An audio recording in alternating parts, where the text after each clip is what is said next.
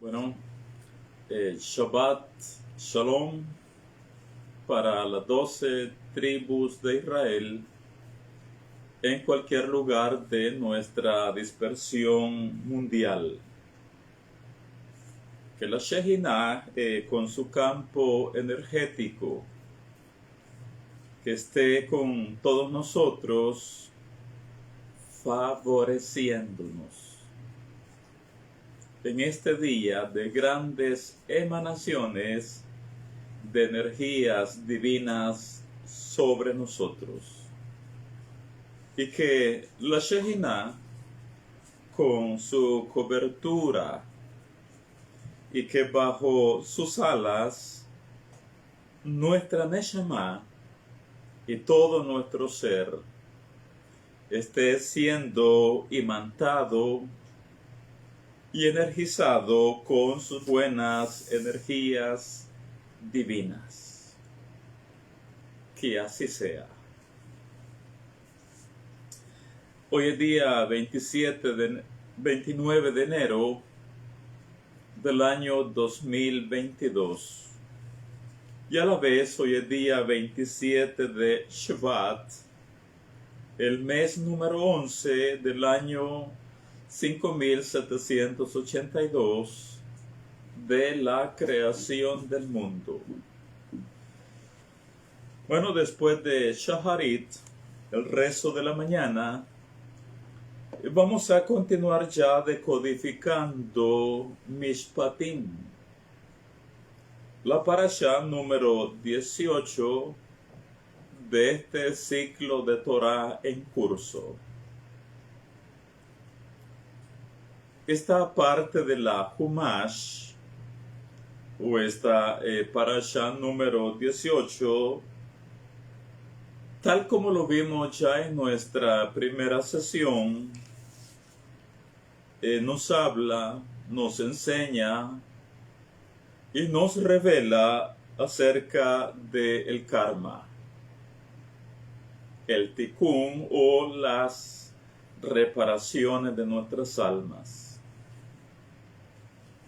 Reparaciones que ya entendemos tienen que ver por todo tipo de daños, perjuicios, pérdidas o agravios con que hayamos afectado a nuestro vecino, a nuestro prójimo o a nuestro hermano. Karma o tikkun, karma o reparación que debemos hacer, y la sugerencia es hacerlas hoy mismo.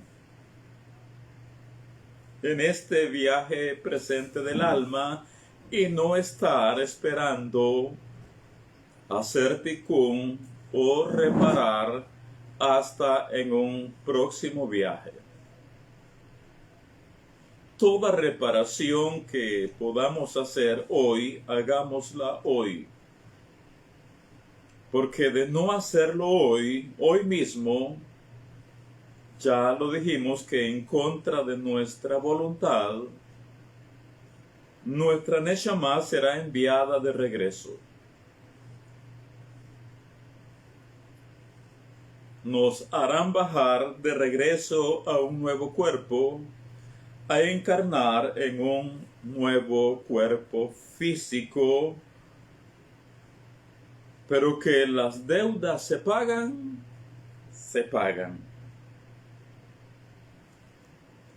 Que los mishpatim se cumplen. Si no es hoy, lo será mañana. Que hay un karma, haberai. Si básicamente esta es la enseñanza interna de la parashá de hoy.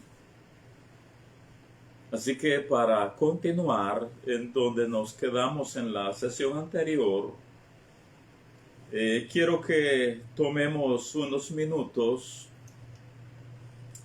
y nos explayemos un poco más con el tema de las migraciones del alma. Que se conoce también como metempsicosis, Gilgulim Neshamot, transmigraciones del alma, migraciones o más conocidas como las reencarnaciones del alma. Quiero que nos extendamos un poco más al respecto. Para ello, quiero remitirme a los escritos de nuestros maestros de Cábala y que iluminemos un poco más al respecto. Por ejemplo,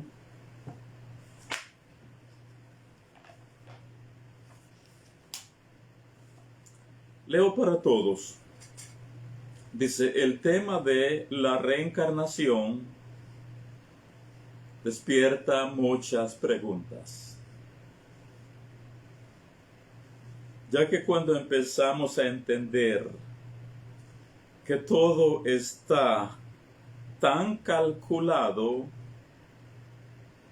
y que cada acción provoca una reacción para una posible y futura reencarnación, deseamos entender mejor las reglas del juego e intentar mediante ello descifrar, por lo menos en parte, nuestra vida y por supuesto nuestra misión. De acá que hay un tema que dice la reencarnación es voluntaria. ¿La migración del alma es voluntaria? Bueno, aparentemente hay una contradicción, porque por un lado, como explicamos, sabemos que el alma quiere venir al mundo. Eso es la primera vez. El alma quiere venir al mundo para merecer con dignidad el pago y no obtener el pan de la vergüenza. O sea, tener algo o decir es que me lo he ganado, lo merezco. Pero eso es en el primer viaje nada más. Por lo tanto, se entiende en este contexto que el alma baje a un cuerpo físico, en este caso, es voluntaria.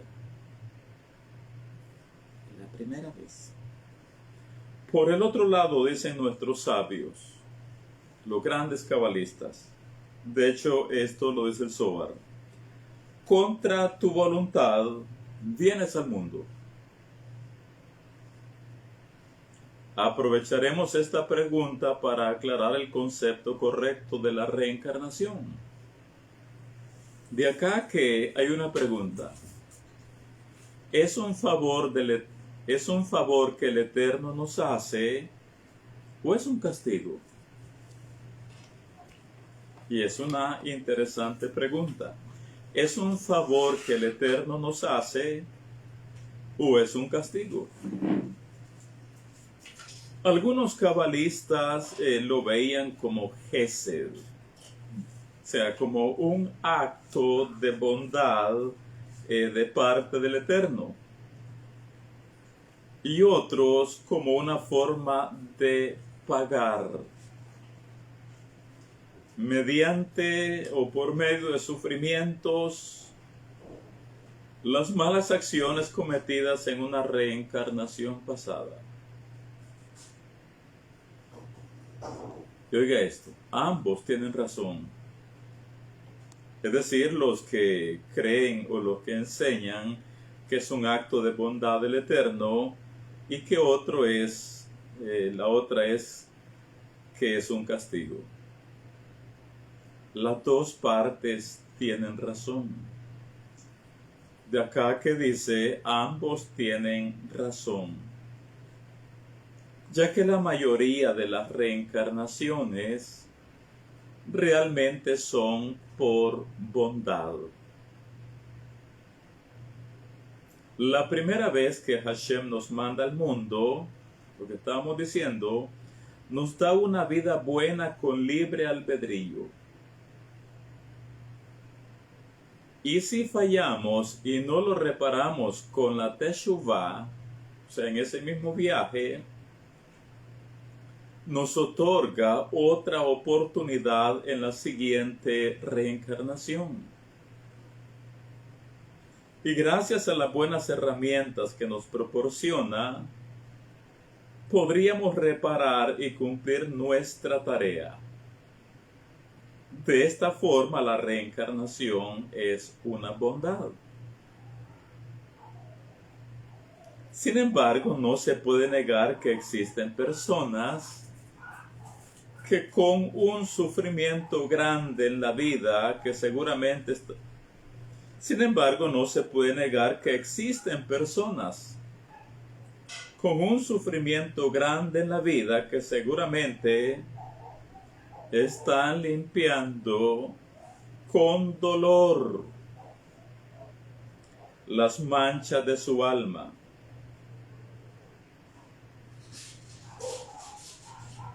Como dijo Hillel en los Pirkei Avot, escuche esto. Hillel en un momento dado vio un cráneo que flotaba sobre un río, que indicaba que el individuo había sido decapitado. Y oiga lo que le dijo Hillel a este cráneo. Por decapitar a otro, viniste de nuevo para ser decapitado. El karma, el tikkun, la reparación del alma. Eso le dijo Hillel al cráneo que flotaba sobre un río. Por decapitar a otro, viniste de nuevo para ser decapitado. Por supuesto que él tenía una visión espiritual que nosotros no tenemos hoy en día. Por lo tanto, estas áreas las vamos a equilibrar en el desarrollo de esta enseñanza. Sobre estos casos de reencarnación, dijeron nuestros sabios: contra tu voluntad vendrás al mundo. En referencia a aquellas almas pecadoras cuyas acciones causaron que tuvieran que regresar con una vida cargada de pena y dolor. Pero es importante aclarar que de un modo u otro, al final siempre es un favor del Eterno con esa alma, ya que el propósito último es purificarla, permitiéndole así el gran placer y regocijo espiritual en el Olam Haba, en el mundo venidero. En este contexto quiero que abramos en el Tanaj, quiero que nos remitamos todos allí.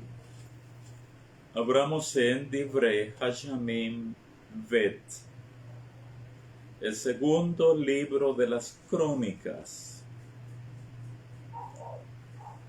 Remitámonos todos ahí, porque sobre la base que ya cubrimos, vamos a ver acá en Hayamim, Divrei Hayamim Bet, o segundo libro de las Crónicas, un caso histórico que siglos más adelante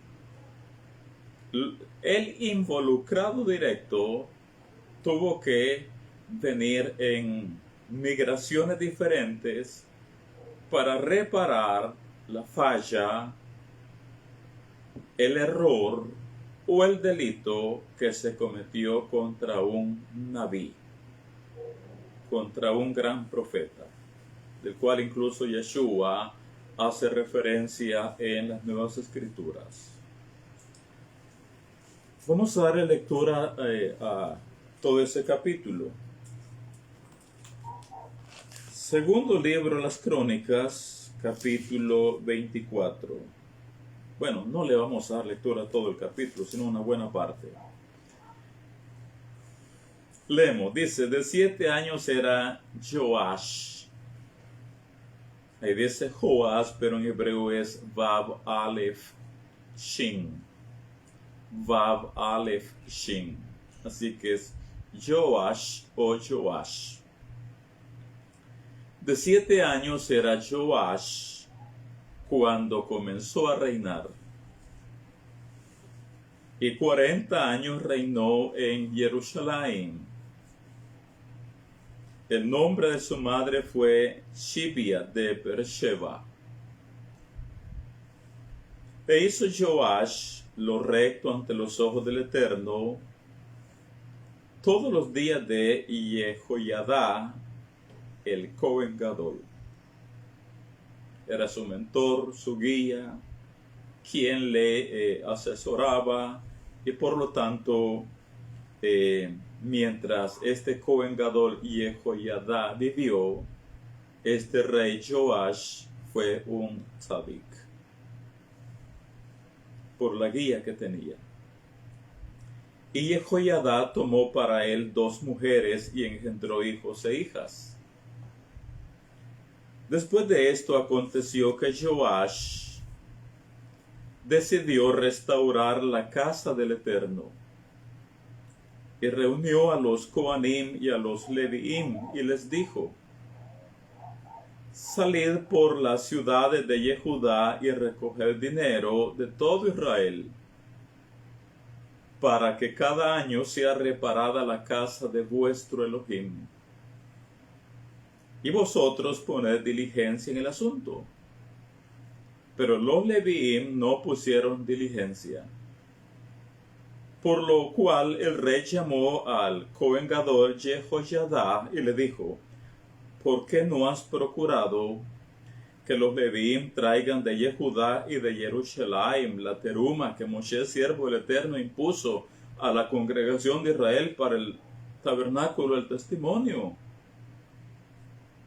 Porque la malvada Atalía y sus hijos habían destruido la casa de Elohim y además habían gastado en los ídolos todas las cosas consagradas de la casa del Eterno. Mandó pues el rey que hiciesen un arca, la cual pusieron fuera a la puerta de la casa del Eterno. E hicieron pregonar en Yehudá y en Jerusalén que trajesen al Eterno la teruma que Moshe, siervo de Elohim, había impuesto a Israel en el desierto. Que por cierto, esa es la parashá de la siguiente semana, la parashá 19, que lleva por nombre teruma o teruma. 10. Y todos los jefes y todo el pueblo se gozaron y trajeron terumot y las echaron en el arca hasta llenarla. Y cuando venía el tiempo para llevar el arca al secretario del rey por mano de los Levín, cuando veían que había mucho dinero, venía el escriba del rey y el que entraba y el que estaba puesto por el Cohen Gadol. Llevaban el arca y la vaciaban y la volvían a su lugar. Así lo hacían de día en día y recogían mucho dinero. Y el rey y Jehoiada, o sea, el rey y el Cohen Gadol, lo daban a los que hacían el trabajo del servicio de la casa del Eterno. Y tomaban canteros y carpinteros que reparasen la casa del Eterno, y artífices de hierro y bronce para componer la casa. Hacían pues los artesanos la obra, y por sus manos la obra fue restaurada. Y restituyeron la casa del Eterno a su antigua condición y la consolidaron. Y cuando terminaron, trajeron al rey y a Jehoiada lo que quedaba del dinero. Hicieron de él utensilios para la casa del Eterno, utensilios para el servicio, morteros, cucharas, vasos de oro y de plata. Y sacrificaban holocaustos continuamente en la casa del Eterno todos los días de Jehoiada, el Cohen Gadol. Y Jehoiada, el Cohen Gadol, envejeció y murió lleno de días, de 130 años era cuando murió. Y lo sepultaron en la ciudad de David con los reyes, por cuanto había hecho bien con Israel para con Elohim y con su casa. Así que murió el maestro del rey Joash, murió su mentor, murió su guía, murió su consejero, murió su maestro. Dice el 17, muerto Jehoiada, vinieron los príncipes de Yehudá y ofrecieron obediencia al rey, y el rey los oyó. Y desampararon la casa del Eterno, el Elohim de sus padres, y sirvieron a los símbolos de Asherah y a las imágenes esculpidas. Entonces la ira de Elohim vino sobre Yehudá y Jerusalén por su pecado. Y les envió profetas para que los volviesen al Eterno, los cuales les amonestaron, mas ellos no los escucharon. Aquí es donde quiero llegar. Entonces, la Ruach de Elohim vino sobre Zeharia, hijo del Cohen Jehoiada.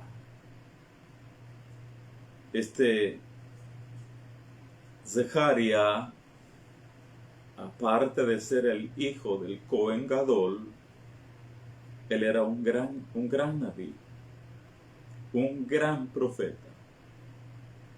Así que dice el 20, entonces la Ruach de Elohim vino sobre Zeharia, hijo del Cohen Jehoiada, y puesto en pie donde estaba más alto que el pueblo, les dijo: así ha dicho el Eterno, ¿por qué quebrantáis los mandamientos de Hashem?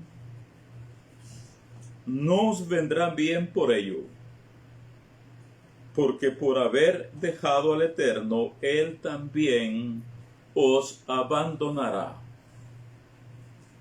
Pero ellos hicieron conspiración contra él, contra Zeharia, el hijo del gran Cohen Gadol, Zeharia, que a la vez es un gran profeta. Pero ellos hicieron conspiración contra él, y por mandato del rey lo apedrearon hasta matarlo en el patio de la casa del Eterno. Así el rey Joash no se acordó de la misericordia de su mentor, de su guía, de su maestro, de su consejero espiritual. Así el rey no se acordó de la misericordia que Jehoiada, padre de Zeharia, había hecho con él. Antes mató a su hijo, quien dijo al morir, y vea las palabras de este nabí antes de morir: el Eterno lo vea y lo demande.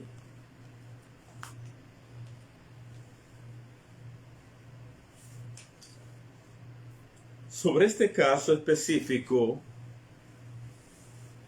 por supuesto que el apedreamiento y muerte del profeta Zeharia fue por orden de un tribunal de jueces. Que a nadie se le vaya a ocurrir que la multitud por cuenta propia hacía estas cosas. No era y no es así. toda penalidad, toda multa, todo castigo, toda pena de muerte ha de ser dictaminada por el Beit Din, por la Cámara de Jueces, por el Sanedrín de turno. No es de otra forma. No es que alguien por cuenta propia, no es que la multitud, porque Am Israel es un pueblo instruido en la Torá, que conoce muy bien las reglas de la Torá. De acá que reitero, toda penalidad, castigo, multa, sanción, pena de muerte, todo ha de dictaminarla la Cámara de Jueces, el Beit Din, el Sanedrín. No es de otra forma. Y para ello, obviamente, el jefe o el presidente del Sanedrín es quien al final da el martillazo. El martillazo final estableciendo el tipo de pena capital de acuerdo a su delito según la Torá lo establece. Ahora, en el caso del apedreamiento de Zeharia, el profeta, el hijo de Jehoiada, el sumo sacerdote, claro está que la ejecución de este Naví fue una ejecución injusta. No había ningún delito en él. No había delinquido, no había transgredido ni un mandato, ni del Eterno ni del Rey. Por lo tanto, su ejecución fue injusta, pues no había cometido ningún delito. Lo único que Zeharia, el Naví, hizo fue hablar las palabras del Eterno. La repetimos, 20. Entonces el espíritu de Elohim vino sobre Zeharia, hijo del Cohen Jehoiada, que ya murió, y puesto en pie, donde estaba más alto que el pueblo, les dijo: así ha dicho el Eterno, ¿por qué quebrantáis los mandamientos de Hashem? No os vendrá bien por ello, porque por haber dejado al Eterno, Él también os abandonará. Pero ellos hicieron conspiración contra él y por mandato del rey lo apedrearon hasta matarlo en el patio de la casa del Eterno. Así el rey Joash no se acordó de la misericordia que Jehoiada, padre de Zeharia, había hecho con él. Antes mató a su hijo, quien dijo al morir: el Eterno lo vea y lo demande. Así que el profeta ningún delito había cometido. Su ejecución por apedreamiento fue una ejecución injusta. Ahora, sobre este caso específico, y como estamos hablando del karma, el tikkun o la reparación del alma, si dijimos que es el presidente del Beit Din o de la Cámara de Jueces o del Sanedrín quien da el martillazo final, da su aval, confirma la votación, establece la pena capital de acuerdo a lo que el delito.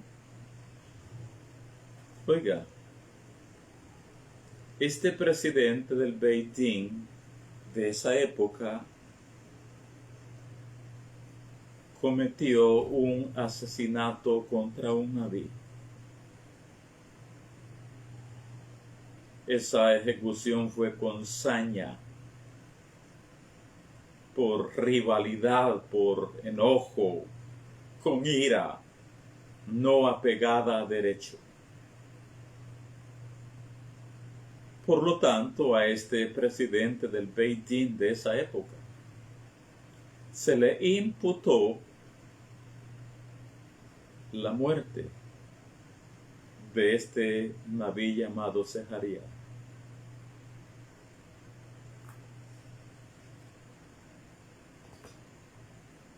Tenía entonces que regresar su alma después de morir para hacer el tikkun por esta muerte injusta de Sejaría. Al respecto nos dicen nuestros libros místicos. En el libro Ta'ameh Haminagim, página 530, del cual fue testigo el gran rabino Baal Shem Tov. Hablar del Baal Shem Tov es hablar de una gran eminencia de Torah de esa época, un gran cabalista de aquel tiempo. En el libro Ta'ameh Haminagim, página 530, del cual fue testigo el gran rabino Baal Shem Tov, relata que en Askenaz, Alemania, vivió un sabio muy grande de la Torá. ¿Quién sería este? La reencarnación de quién sería. Que en pleno apogeo, este gran sabio de la Torá, en pleno apogeo rabínico, aclaró a sus colegas rabinos. Les dijo a todos, entre ellos estaba el Baal Shem Tov. ¿Y qué les dijo este gran sabio de la Torá de aquel tiempo? Les dijo que su muerte sería muy cruel en manos de asesinos. Yo voy a morir en manos de asesinos, les dijo. Cuando el Baal Shem Tov le preguntó por qué y cómo lo sabía, estamos hablando de cabalistas. ¿Cuál es tu base? Cuando el Baal Shem Tov le preguntó por qué y cómo lo sabía, contestó ese gran sabio de Torah de ese tiempo: soy la reencarnación del jefe del Sanedrín de la época del primer templo. Y yo fui quien humilló al profeta Sejaría, abofeteándolo y diciéndole ante todos los presentes: ignorante. ¿Quién te dio permiso para profetizar? Entonces la gente que estaba alrededor le está contando este sabio a sus colegas cabalistas. Entonces la gente que estaba alrededor se lanzó sobre él, lo lincharon y así lo mataron, y le dice: por mi culpa. Desde entonces reencarné muchas veces, y cada vez fallecí por medio de un linchamiento en manos de delincuentes, para reparar así lo que causé al profeta Sejaría con las 100 personas que incité contra él. Así que también esta vez, en esta migración, aunque ahora me vea en la gloria, o sea, gran rabino, pero les dijo a sus colegas cabalistas: voy a terminar linchado. Quiero pedirle un favor, le dijo a sus colegas, ya que esta será mi última reparación, mi último viaje del alma, mi última migración, mi última reencarnación. les pidió a todos: quiero que después de que los ladrones me atrapen y me maten, al momento en que me entierren, escriba sobre mi lápida. Y vea lo que pidió que escribieran en su lápida: aquí fue enterrado el que provocó la muerte del profeta Zacarías. Eso es lo que él pidió, que escribieran en su lápida: aquí fue enterrado el que provocó la muerte de Zacarías. De esto vemos cómo vinieron personas que tenían el don. De esto vemos cómo vinieron personas que tenían el don de saber de sus vidas pasadas. De esto vemos cómo vinieron personas que tenían el don de saber de sus vidas pasadas. Estamos hablando del karma, de las migraciones del alma y por ende de las reparaciones que ésta viene a hacer. Y estamos con la Parashá Mishpatim, porque en esencia es la enseñanza interna de esta Parashá. Bueno, aunque anoche cerramos el capítulo 21, siempre del libro de Shemot, libro de Éxodo de nuestra Parashá, con todo,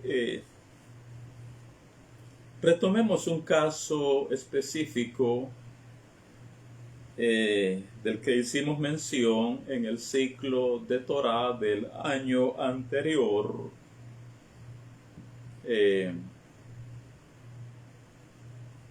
Una historia que no quiero obviarla en este nuevo ciclo.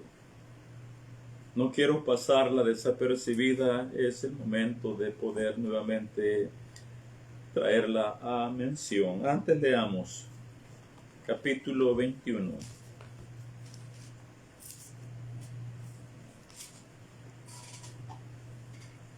Dice en el versículo 12: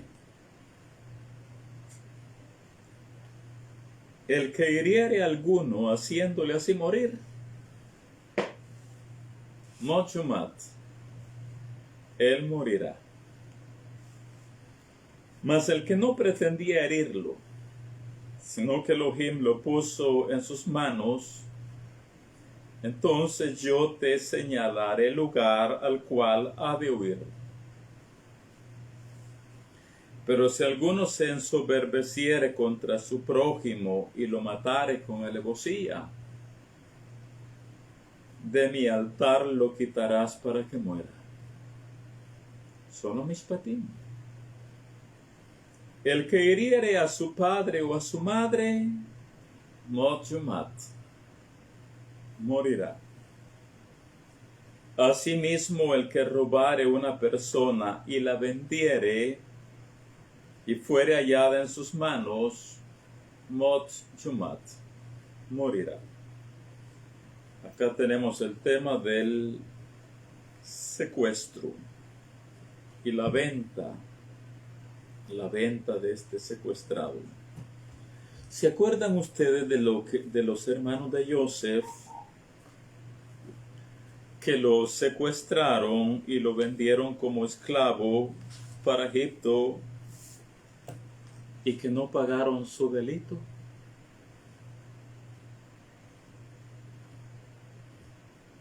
Porque es claro en la Torá que los hermanos de Joseph lo secuestraron y lo vendieron. Y no se cumplió los mishpatim en ellos.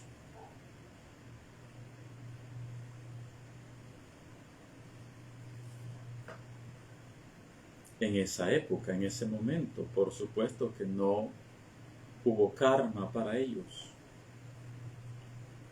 No hubo tikkun, no hubo reparación. lo secuestraron y lo vendieron.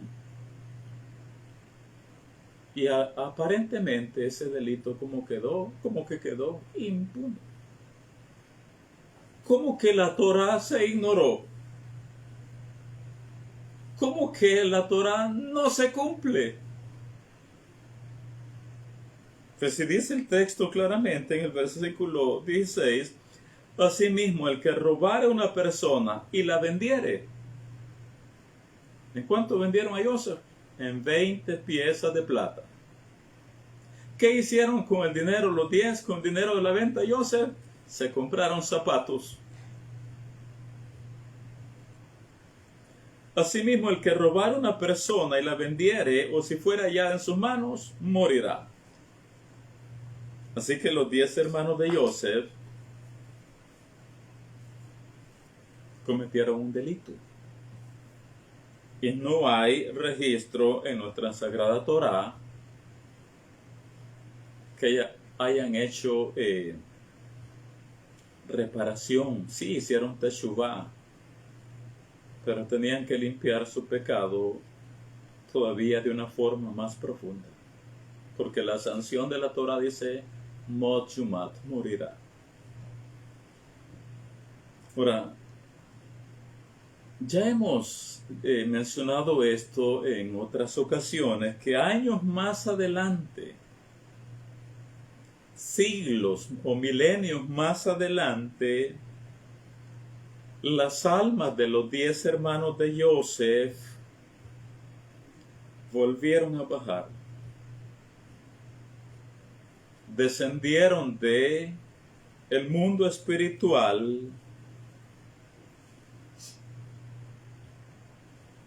a encarnar nuevamente. Esto para experimentar el karma y hacer la reparación de su crimen. Al respecto nos dicen nuestros libros místicos.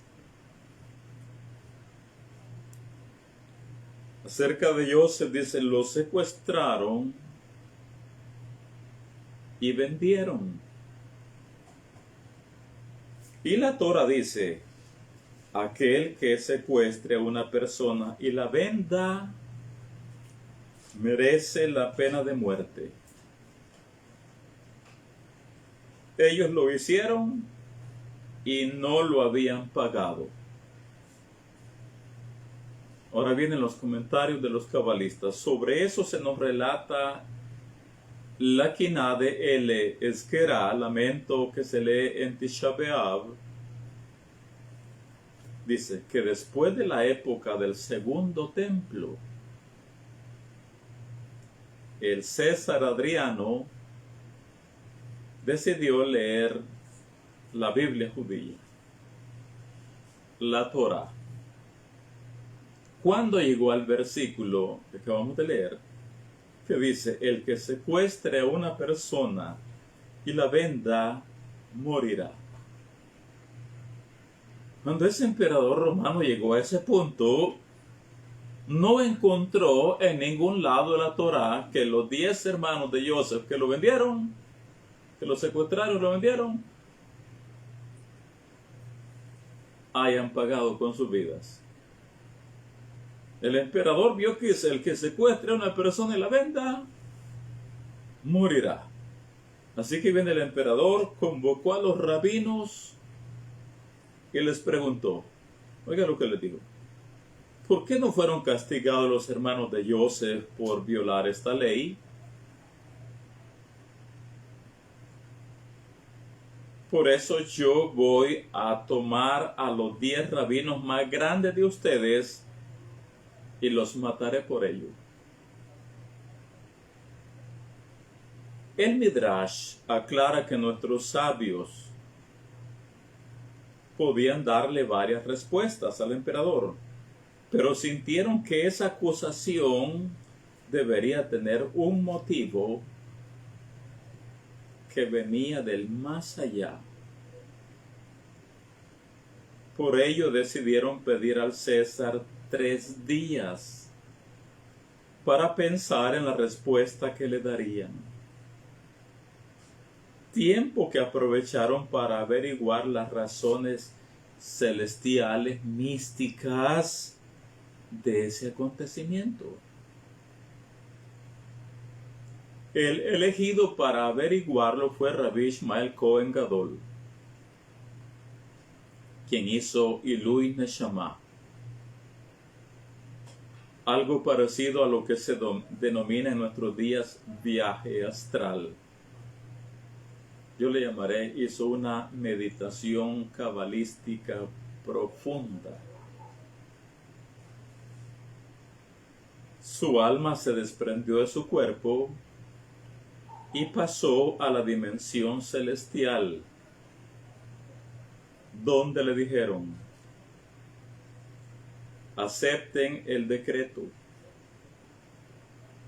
ya que en ustedes reencarnaron los culpables de la venta de Yosef.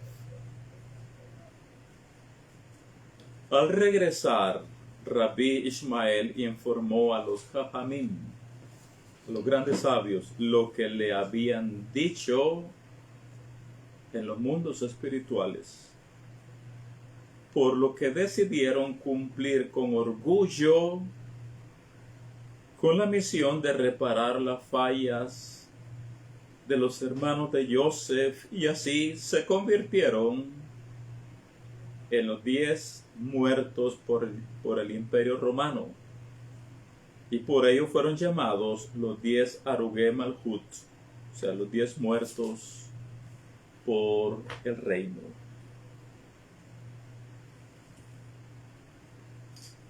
Esta es en esencia la enseñanza de la parasha de hoy.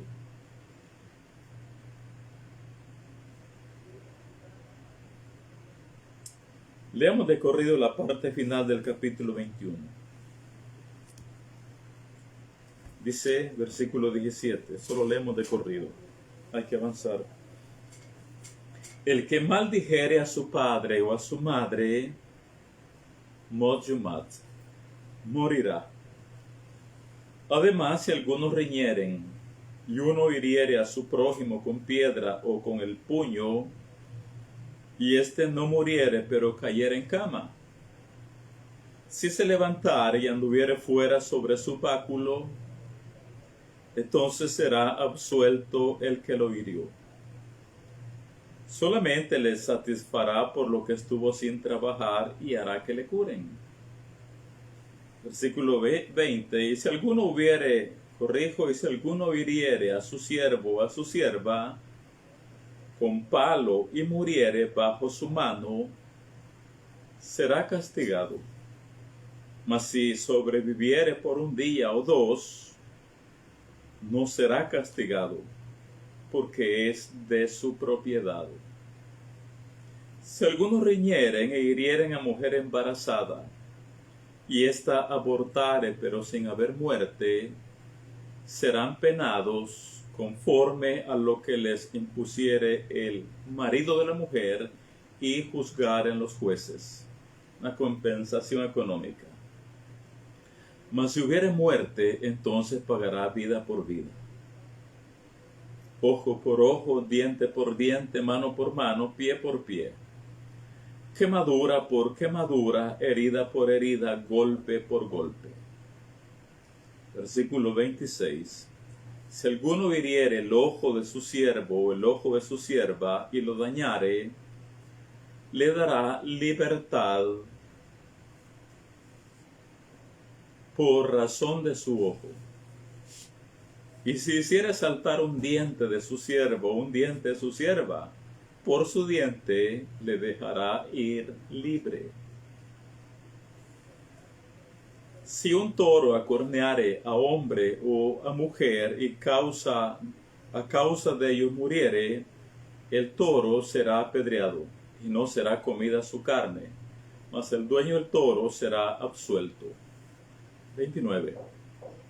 Pero si el toro fuera acorneador desde tiempo atrás, y a su dueño se le hubiere notificado y no lo hubiere guardado, y matare a hombre o mujer, el toro será apedreado y también morirá su dueño. Si le fuera impuesto precio o rescate, entonces dará por el rescate de su persona cuanto le fuera impuesto. Haya acorneado a hijo o haya acorneado a hija conforme a este juicio, se hará con él. Versículo 32. Si el toro acorneare a un siervo o a una sierva, pagará su dueño 30 siclos de plata y el toro será apedreado.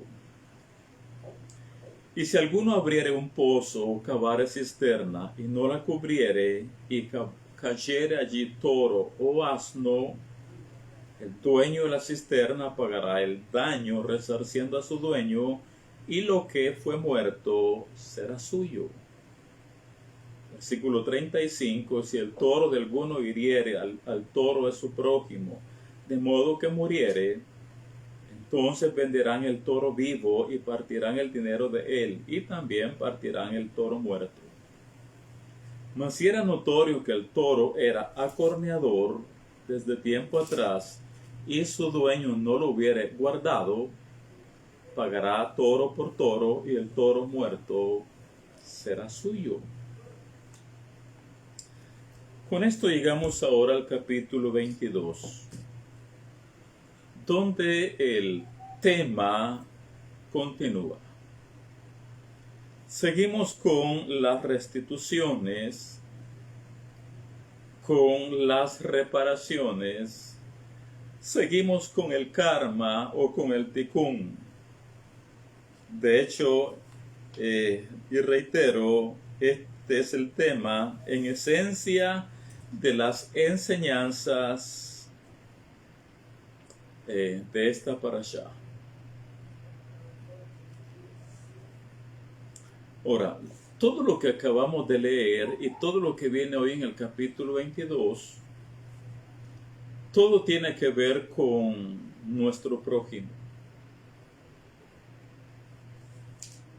Para ello y para entender esto del por qué hay que reparar todo daño, perjuicio, pérdida que provocamos a nuestro prójimo, recordemos que el mandamiento dice: Ve'ahavta lireaja kamoja.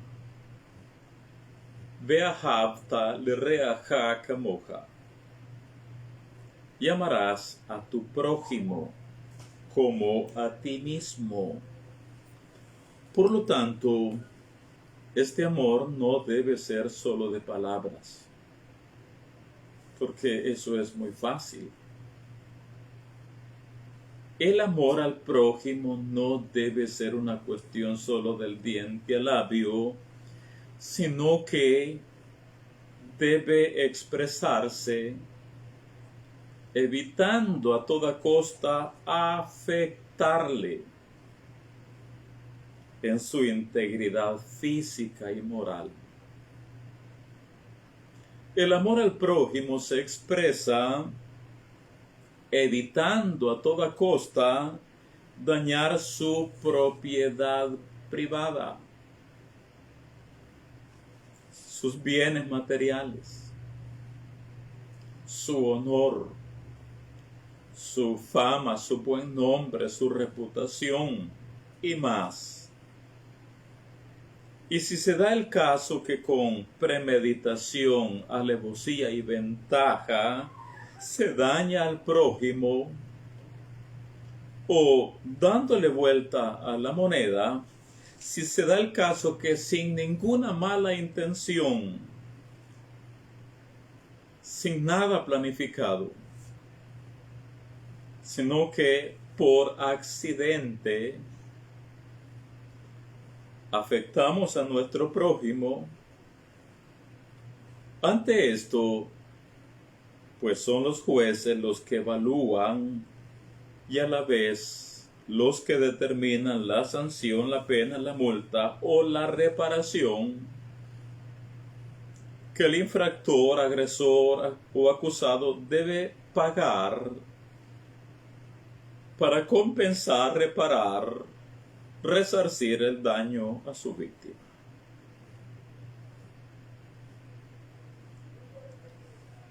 Por supuesto que nadie conocedor, aunque sea superficialmente de la Biblia, o de la Torá, nadie puede decir, bueno, como hoy no hay Sanedrín, como hoy no hay jueces, como hoy no hay un Beit Din, no hay jueces de la Torá, nadie puede decir,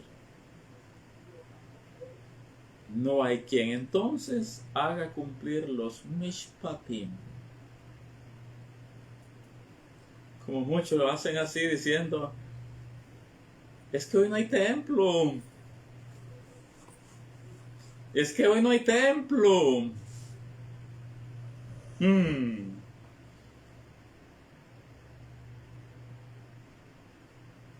Precisamente porque hoy no tenemos templo,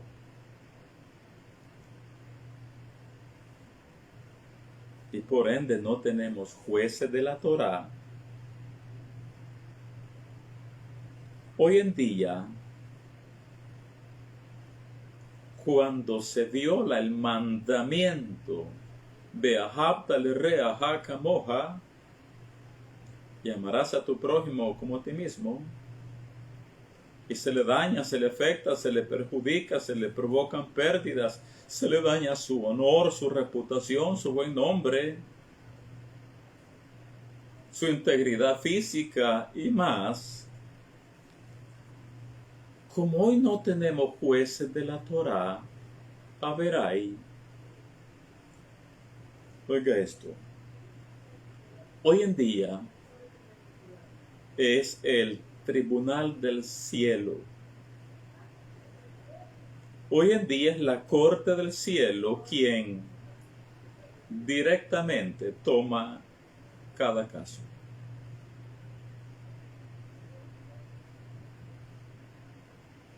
¿Escuchó eso? No hay un Beit Din hoy. No hay templo. Hoy en día es el tribunal del cielo quien directamente y día a día está viendo la transgresión de los mishpatim. Por lo tanto, hoy en día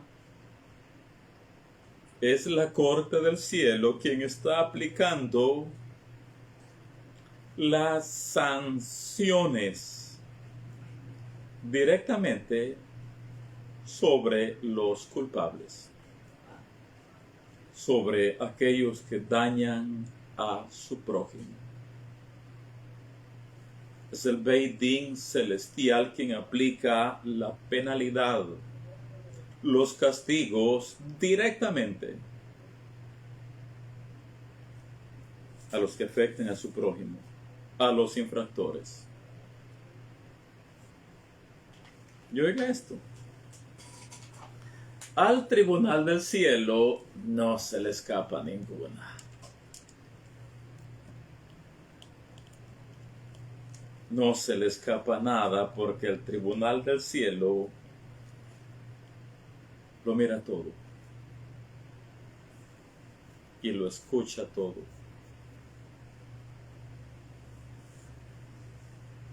De acá que la máxima sea el principio o la regla, los Pirkei Avot,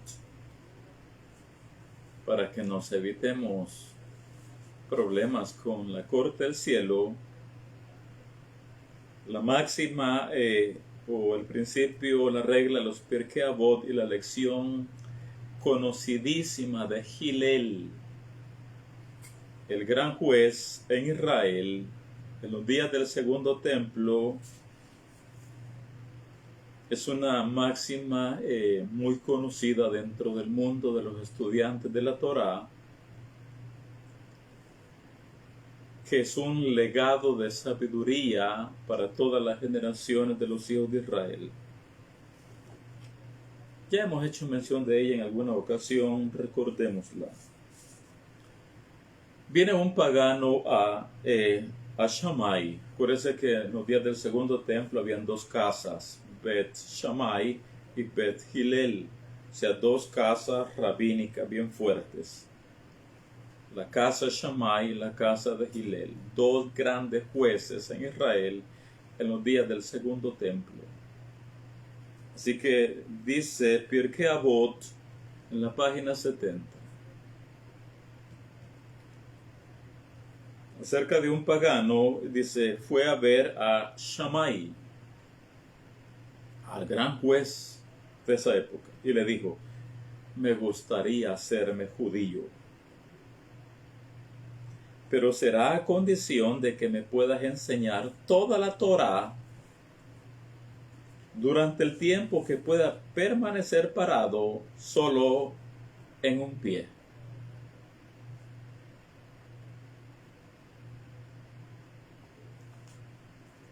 Mire, en cuestión de segundos quería él aprender toda la Torá.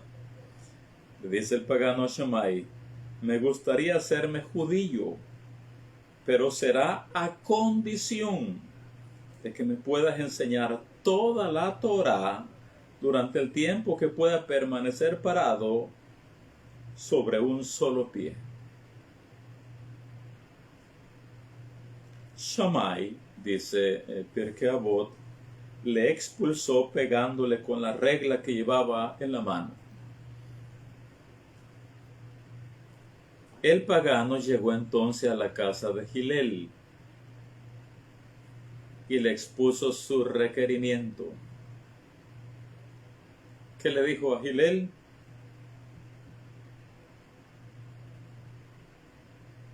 Me gustaría hacerme judío, pero será a condición de que me puedas enseñar toda la Torá durante el tiempo que puedes permanecer parado sobre un pie.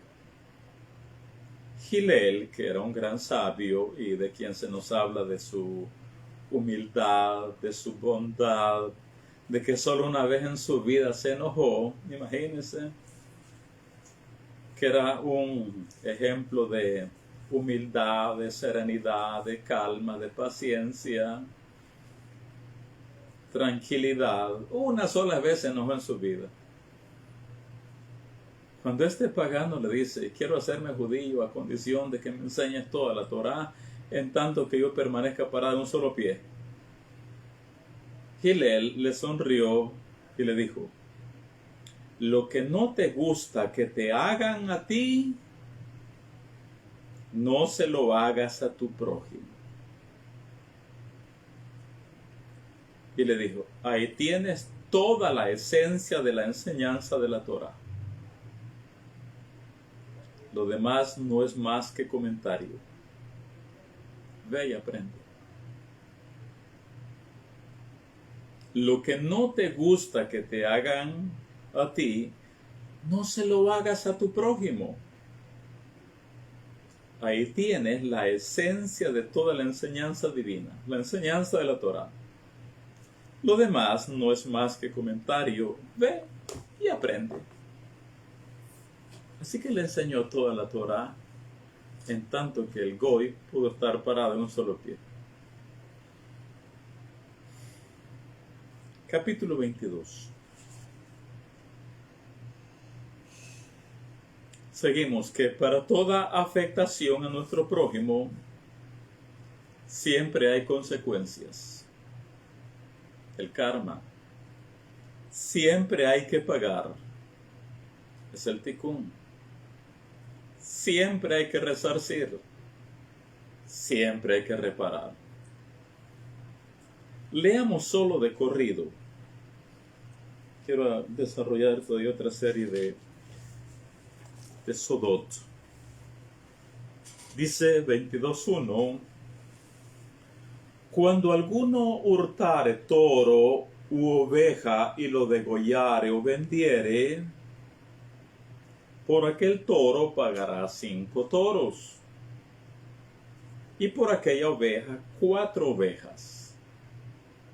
Si el ladrón fuera hallado forzando una casa y fuere herido y muriere, el que lo hirió no será culpado de su muerte.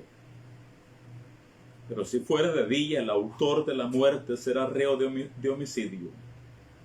El ladrón hará completa restitución. Si no tuviere con qué pagar, será vendido por su hurto. sea, el Beit Din tiene que venderlo. Si fuere hallado con el hurto en la mano, vivo, sea toro o asno u oveja, pagará el doble. Si alguno hiciere pastar en campo o viña y metiere su bestia en campo de otro, de lo mejor de su campo y de lo mejor de su viña, pagará. Cuando se prendiere fuego y al quemar espinos quemare mieses amontonadas o en pie o campo, el que encendió el fuego pagará lo quemado. Cuando alguno diere a su prójimo plata o alhajas a guardar, y fuera hurtado de la casa de aquel hombre, si el ladrón fuera hallado, pagará el doble. Si el ladrón no fuere hallado, entonces el dueño de la casa será presentado a los jueces para que se vea si ha metido su mano en los bienes de su prójimo.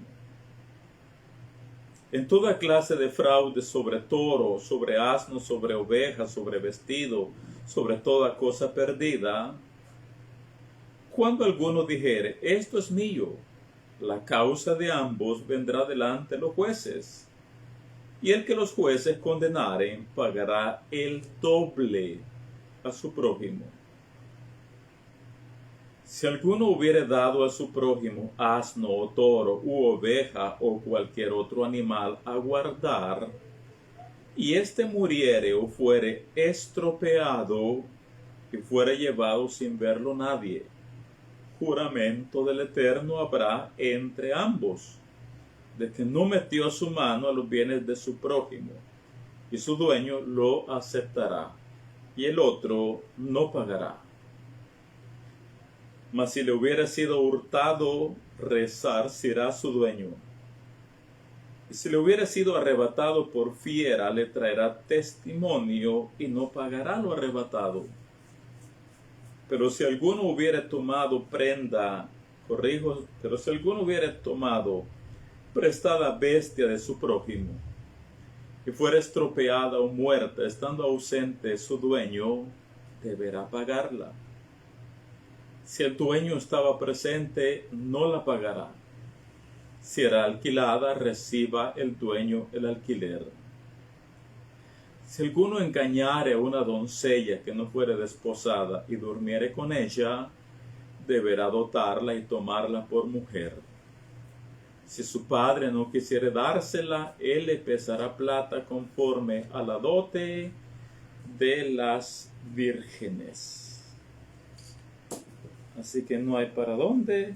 Estos son los tikkunim, o las reparaciones. Bien, después la parashá nos menciona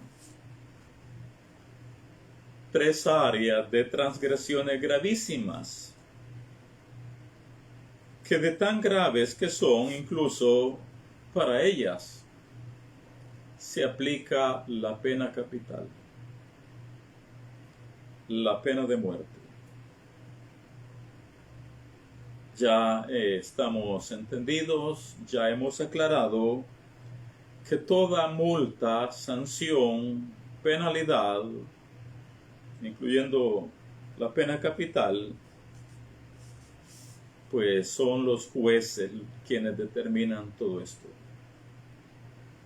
Y por supuesto que los requerimientos de la Torá son que se requiere para esto que hayan 2 o más testigos. Y como las áreas de transgresiones, las 3 que ya leeremos, dentro de la tierra de Israel, dentro del reino de Elohim, su práctica pues conlleva la pena de muerte. Por lo tanto, los transgresores tenían que hacerlas a escondidas, en lo oculto, en lo secreto. En estos casos, por no haber testigos, el cielo mismo se encargaba de aplicar directamente la pena capital. ¿Y de qué manera?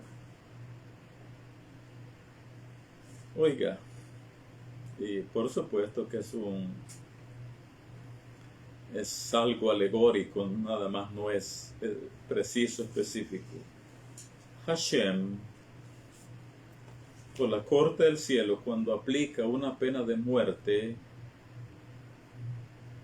donde por supuesto en el tribunal terrenal no hay testigos,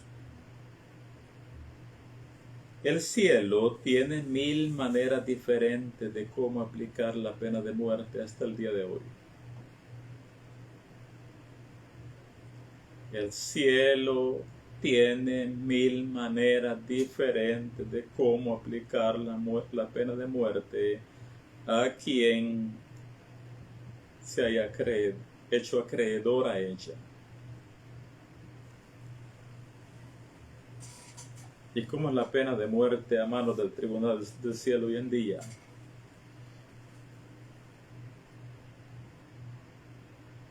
Es una pena capital disfrazada por accidentes.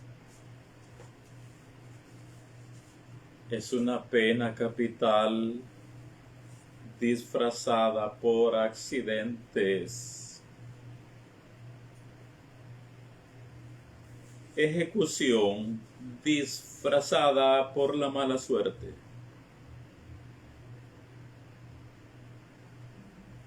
Pena de muerte aparentemente por estar en un lugar incorrecto y a la hora incorrecta. Por ejemplo, la persona es mordida por una serpiente.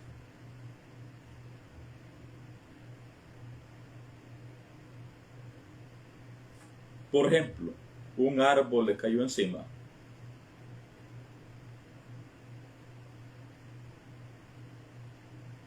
Una flecha perdida. Una bala perdida hoy en día.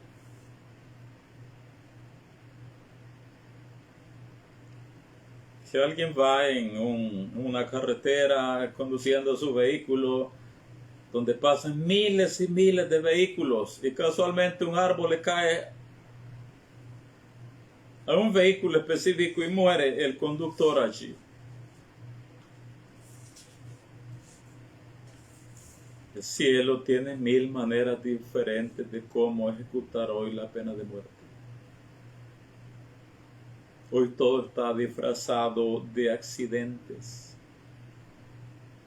Un derrumbe, una caída de gran altura, un incendio,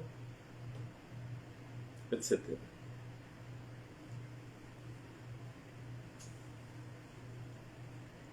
Disfrazado todo de accidentes o mala suerte.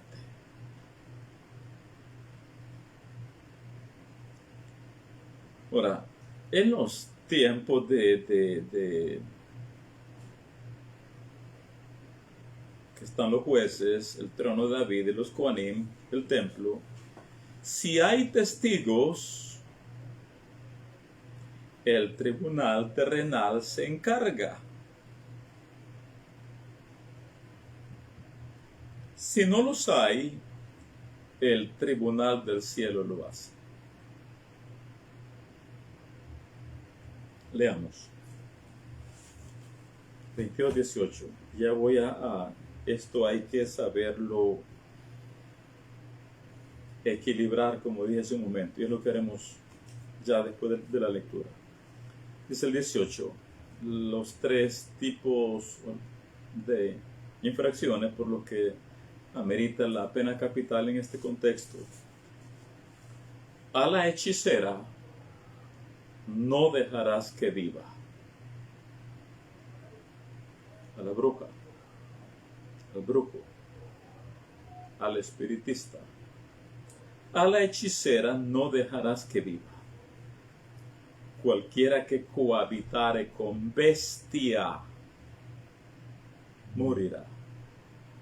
Sea hombre o mujer que tenga acto carnal, relaciones sexuales con un animal,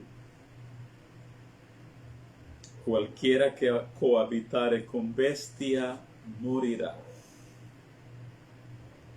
El que ofreciere sacrificio a dioses, excepto solamente al Eterno, será muerto.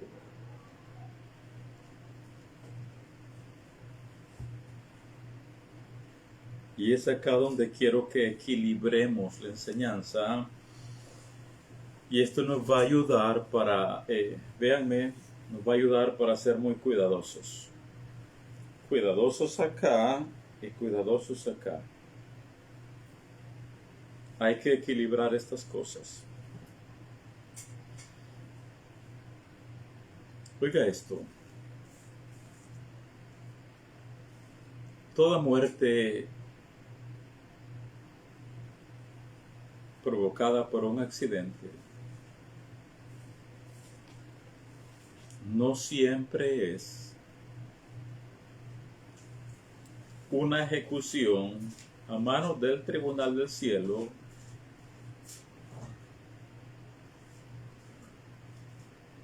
como una pena de muerte, porque la persona merezca la pena de muerte. No siempre lo es. Así que entender esto hoy, insisto, nos va a ayudar para acá ser cuidadosos en nuestros pensamientos y por ende no ser prestos para emitir un juicio.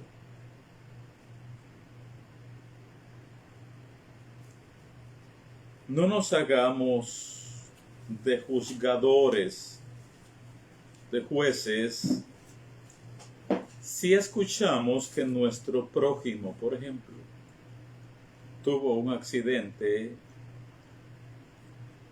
y que por lo mismo murió en ese accidente, sea cualquier tipo de accidente,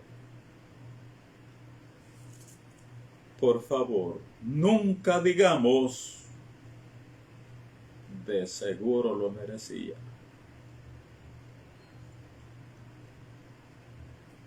No hay que hacerlo. Si a alguien le cayó un rayo, haz ve shalom. Si le cayó un árbol, haz ve shalom. Si lo atropelló un vehículo, haz ve shalom. Una bala perdida, haz ve shalom. Un derrumbe, haz ve shalom. Un incendio, haz ve shalom. Y murió en ese accidente. Ninguno de nosotros debe de decir, de seguro lo merecía.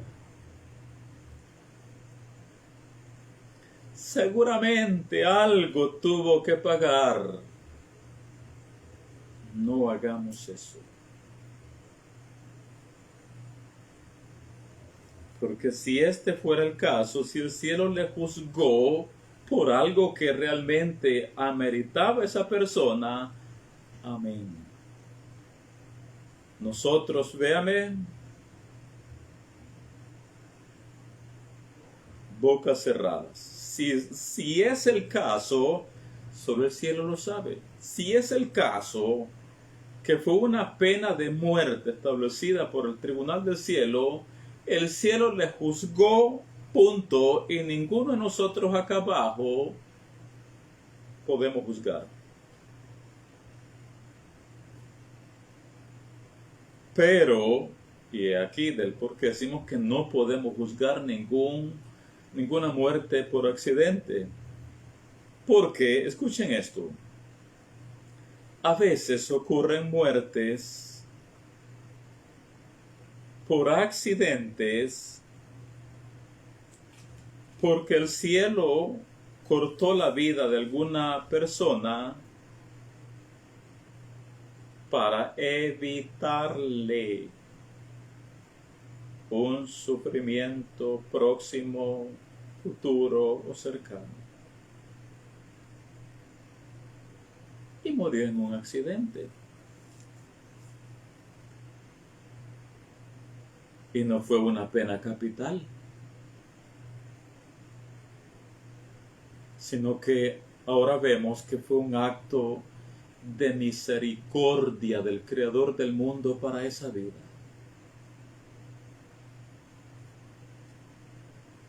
Muere en un accidente para evitarle un sufrimiento próximo o cercano.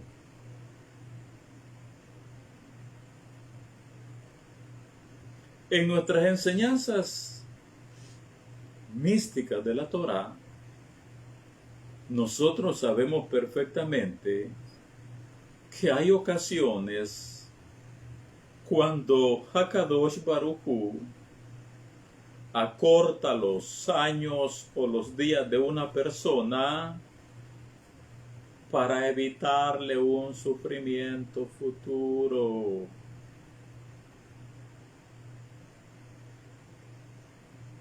Por ejemplo, se nos dice de Abraham Avinu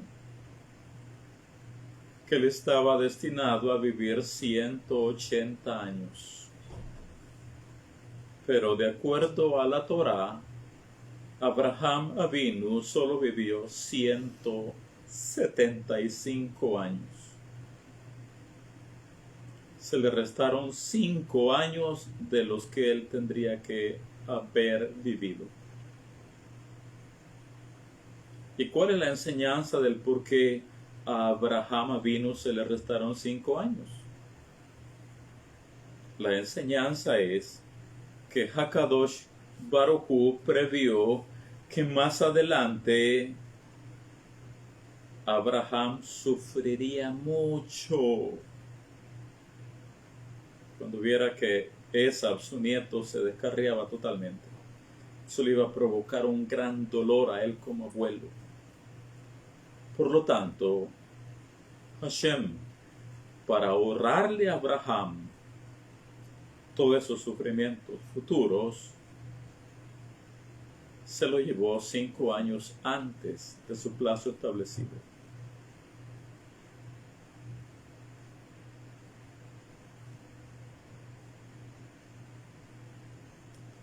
Así que llevamos dos, ¿verdad?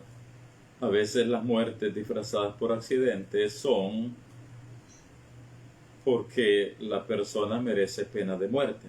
Una, ahora tenemos que Hashem, bendito sea, puede cortar a una vida en un accidente para ahorrarle un sufrimiento futuro. Y veamos una tercera. A veces una persona pura está próxima a cometer un gran pecado. Y el cielo, por amor, para evitar que esa persona vaya a cometer un gran pecado, a veces el cielo se la lleva antes de su tiempo.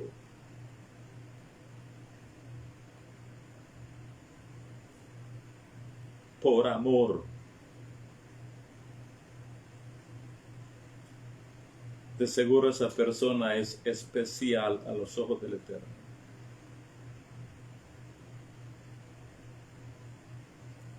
Y puede morir también de una muerte accidental. ¿De por qué decimos que no podemos juzgar en la muerte por accidente de nadie? Pudiéramos emitir un juicio equivocado.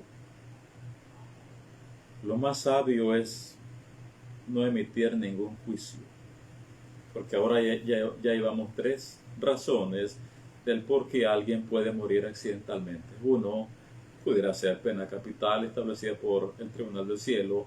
Número 2, pudiera ser que Hashem, bendito sea, ama tanto a esa vida que ya vio que más adelante va a sufrir por X razones y se lo lleva. antes de su tiempo y muere en un accidente.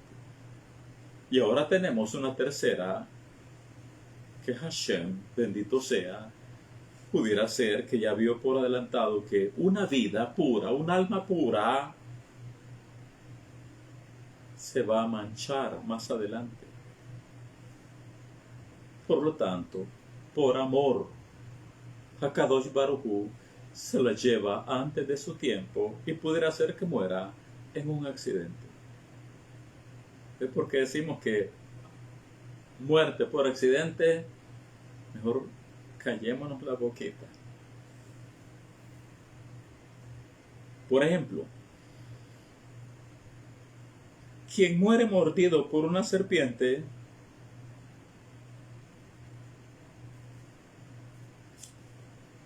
entiendo que nuestra inclinación al mal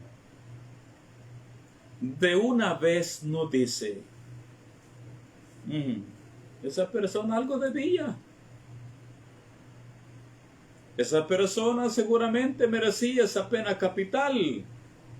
Cuidado. No juzguemos. Quien muere mordido por una serpiente no siempre es el decreto del cielo por maldad de la persona.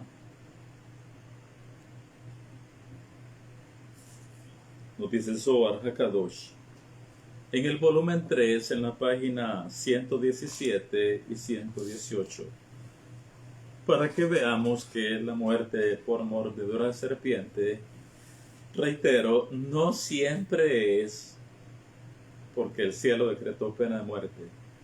Oiga lo que dice Zohar HaKadosh, volumen 3, página 117, casi al final.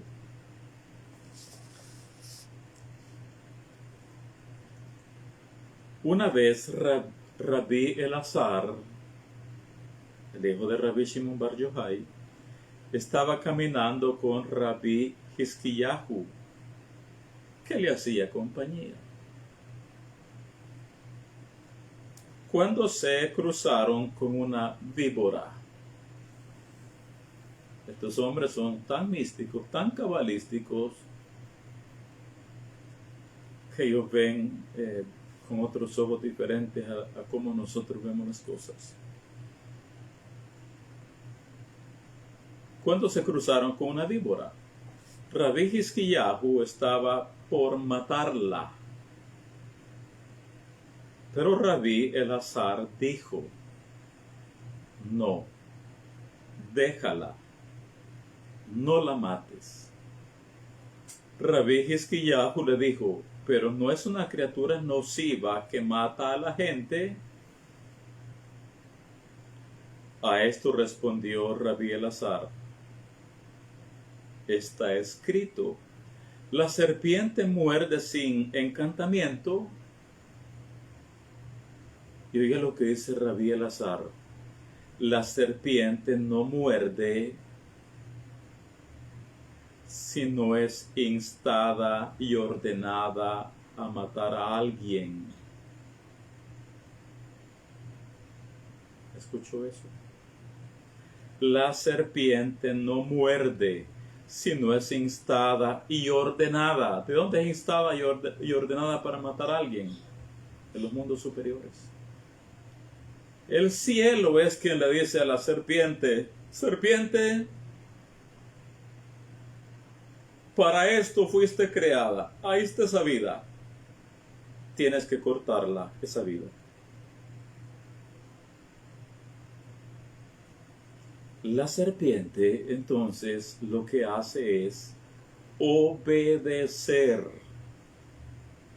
a la orden de los mundos superiores. Pero de nuevo, Rabí Elazar dijo, está escrito, la serpiente muerde sin encantamiento. Y reitera, la serpiente no muerde si no es instada y ordenada desde arriba, matar a alguien. Y oiga esto, de modo de impedir que esa persona cometa algún mal.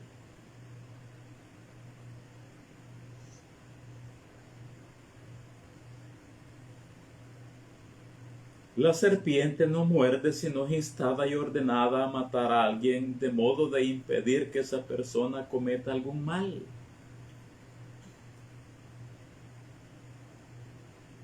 Y el veneno lo emplea el santo para efectuar algún milagro.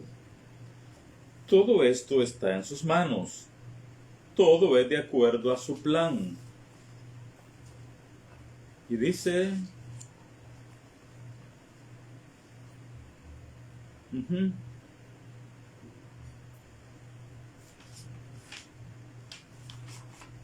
Ahí dejemos. Todo es de acuerdo a su plan y a su propósito. Así que, amigos míos, solo el cielo sabe por qué una persona muere por medio de un aparente accidente.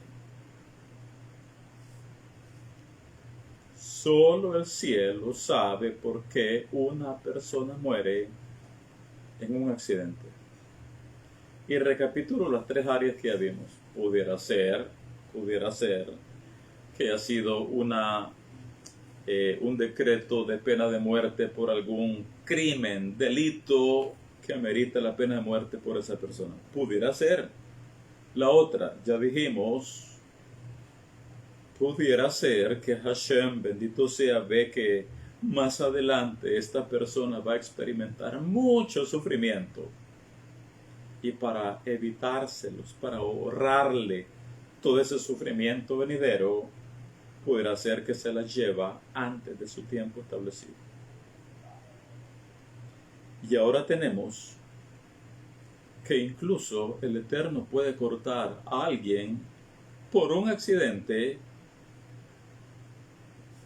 porque pudiera ser que esa vida sea especial a sus ojos. Sea una vida muy especial. El Eterno vio que se va a manchar, que va a cometer grandes pecados, y para que no se manche, el Eterno se la lleva antes de su tiempo. Por lo tanto, la enseñanza en todo esto es, escuchamos nosotros que alguien murió por un accidente, véanme.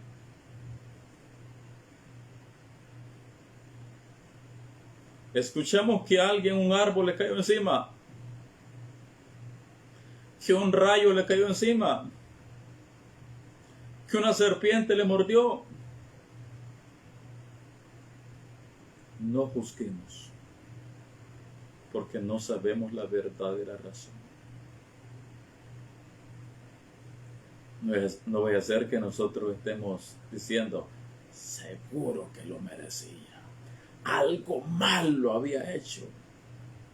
Y por eso le pasó. ¿Y qué tal si el cielo se lo llevó porque era muy amada esa persona? Así que véanme. Muere alguien en un accidente. Mejor calladito te ves más bonito. Calladita te ves más bonita.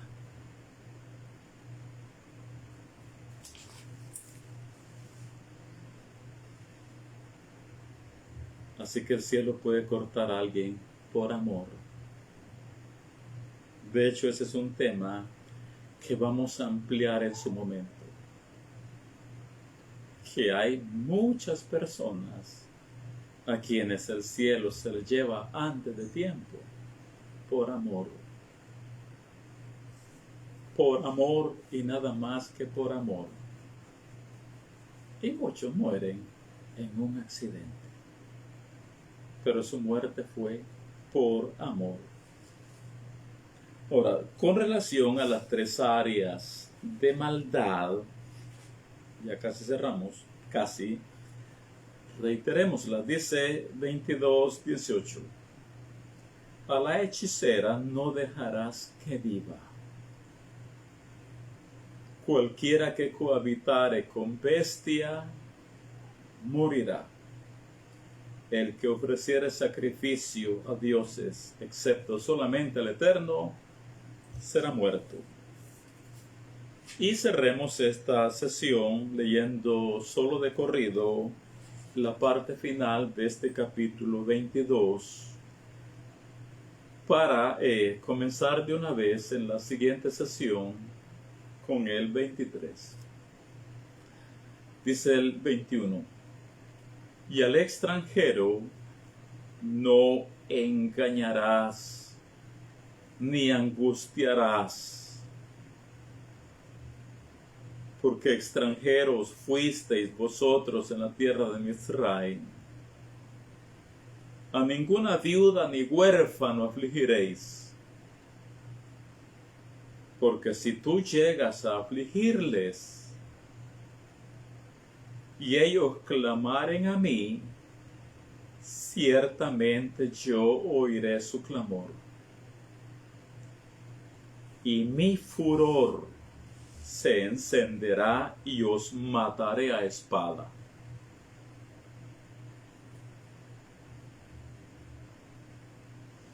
Y vuestras mujeres serán viudas y huérfanos vuestros hijos. Cuando prestares dinero a uno de mi pueblo, al pobre que está contigo, no te portarás con él como logrero, ni le impondrás usura. Si tomares en prenda el vestido de tu prójimo, a la puesta del sol se lo devolverás, porque solo eso es su cubierta, es su vestido para cubrir su cuerpo. ¿En qué dormirá? Y cuando él clamare a mí, yo le oiré, porque Anirahum, porque yo soy misericordioso. No injuriarás a los jueces por un mal fallo que dieron, o por un fallo que a nosotros no nos gustó. No injuriarás a los jueces ni maldecirás al príncipe de tu pueblo. Maldecir es hablar mal, hablar negativamente.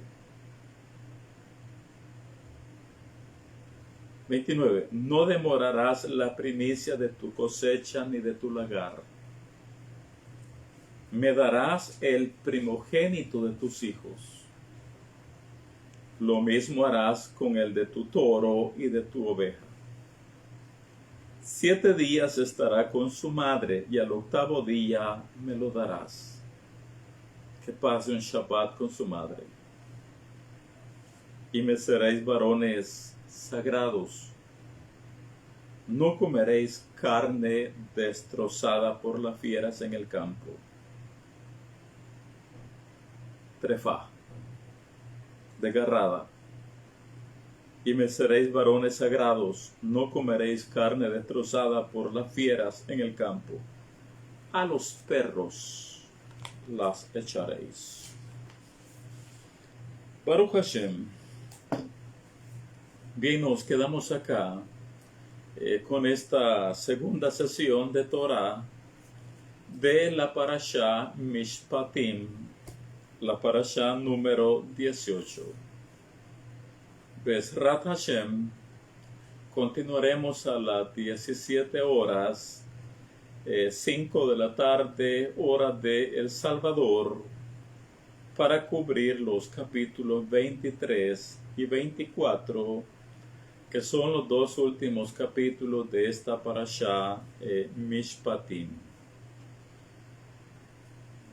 Bueno, de aquí en adelante, no necesariamente ya, de aquí en adelante usted está ya listo o lista para hacer, es decir, para degustar su tercera comida en honor del Shabbat. Recordemos que esta tercera comida tiene un contenido místico. Ha sido elaborada en honor del Shabbat, por lo tanto tiene una poderosa energía de sanación del cuerpo y del alma. Así que, vete yabón, buen provecho a cada uno de ustedes en su momento. Continuaremos a la hora que ya indicamos y Haverai, amigos míos. Shabbat Shalom para cada uno de ustedes.